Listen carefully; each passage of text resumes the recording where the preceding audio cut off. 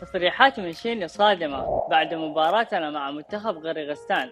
ومنتخب غريغستان اليوم ما كان يبغى يلعبون مباراة، جايين يكسرون اللاعبين ويطلعون من البطولة. صحيح في فرق إمكانيات، لاعبين منتخبنا أعلى بكثير من لاعبين منتخب غريغستان، والحمد لله قدرنا نتأهل لدور ال16. اليوم قدمنا مباراة جميلة نوعا ما، ولكن في عندنا مشكلة في الإنهاء، عندنا مشكلة في التسجيل، استحواذ وسيطرة على المباراة وفرص بالجملة ولكن بدون أهداف. قبل لا نتعمق يا حبيب قلبي، أحتاج دعمك بالله ليوصل لأكبر عدد ممكن، ولا تنسى الاشتراك، والأهم صلوا على سيد البشر حبيبنا محمد، اللهم صل وسلم عليه وزيد وبارك.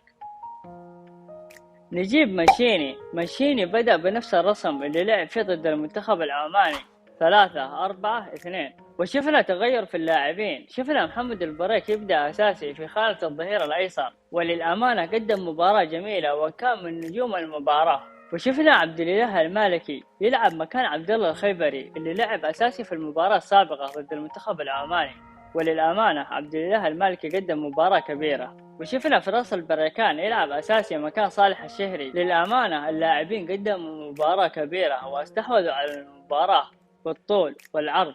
صحيح كان في نوع من الحذر بخصوص أن منتخب غريغستان جالسين يلعبون بخشونة زايدة على اللاعبين. للأمانة منتخب غريغستان شكلهم أبدا ما هم جايين يلعبون كورة، جايين يكسرون اللاعبين.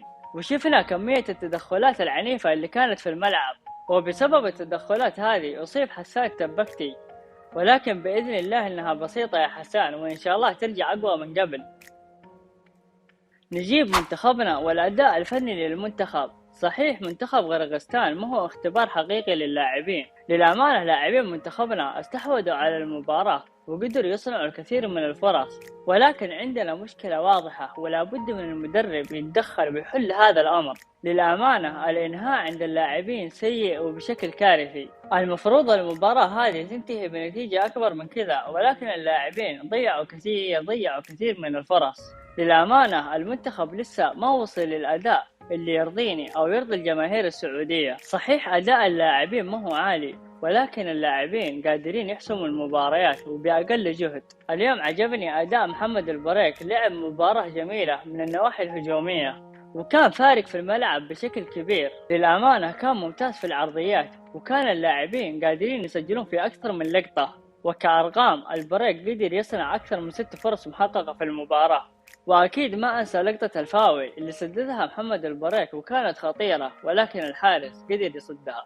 وأهم نقطة عجبتني في محمد البريك وسعود عبد الحميد، كانوا يوسعون الملعب ويستلمون الكرة في خط الملعب، وهذا الأمر نتج عنه مساحات في عمق ملعب الخصم. وشفنا كيف محمد كنو وعبد الإله المالكي قدروا يسددون أكثر من كرة في عمق الملعب وكانت خطيرة. وما أنسى الكرة اللي سددها عبد الإله المالكي وجت في القائم ورجعت لسعود عبد الحميد، وسعود عبد الحميد قدر يلعب آخر لمحمد كنو ونسجل الهدف الأول. وأكيد ما أنسى فيصل الغامدي، مجرد ما نزل الملعب قدم مباراة على أعلى مستوى، قدر يصنع أكثر من 4 فرص ويحسب له الهدف الثاني اللي أنهى فيها المباراة. للأمانة فيصل الغامدي أثبت أنه عنده شخصية عالية في الملعب، والأهم في الهدف الثاني اللي سجله فيصل الغامدي. شيء جميل يا فيصل أنك تغرر وتشوت الكرة في منطقة ضيقة وتسجل. للأمانة فيصل الغامدي عنده إمكانيات وشخصية قوية في الملعب.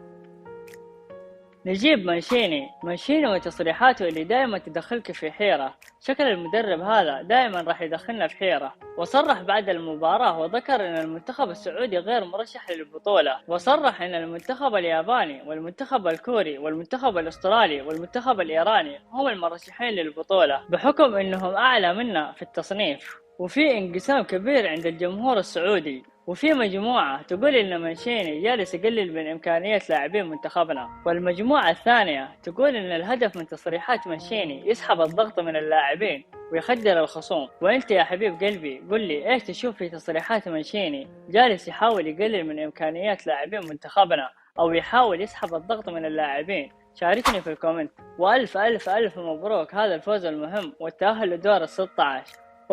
لو استمر ترتيب منتخب كوريا بهذا الشكل راح نشوف مواجهة شرسة وقوية ضد المنتخب الكوري. وللمعلومية المنتخب الكوري المرشح الثاني في البطولة. يا ساتر يا بنشوف مباراة. والأهم ادعمني بلايك ليوصل لأكبر عدد ممكن، وإذا ما كنت مشترك إيش منتظر؟ اشترك الآن وأبشر بتغطية لمنتخبنا السعودي في كأس آسيا. والسلام عليكم.